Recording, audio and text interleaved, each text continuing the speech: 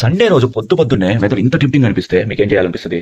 నాకైతే వేడిగా బిర్యానీ వండుకొని తినాలనిపిస్తుంది. ఈ రోజు బిర్యానీ వండాను. ఈ వీడియో చూస్తున్న ప్రతి ఒక్కరు మీ సండే స్పెషల్ ఏందో కింద కామెంట్ చేయండి, సరదాగా చూసుకుందాం.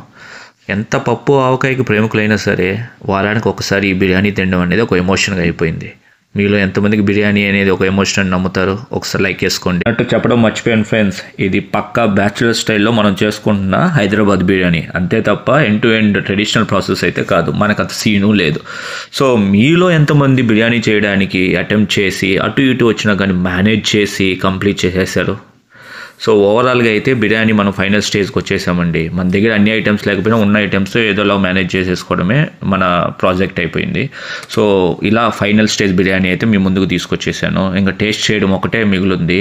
టేస్ట్ ఎలా వచ్చినా వీడియోలో అయితే మాత్రం బాగుందని చెప్తాను, బట్ నిజంగానే బాగా వచ్చింది. మీరు కూడా ట్రై చేసుకొని తినాలని కోరుకుంటూ మా ఛానల్ని సబ్స్క్రైబ్ చేయాలని, లైక్ చేయాలని కోరుతూ బాయ్.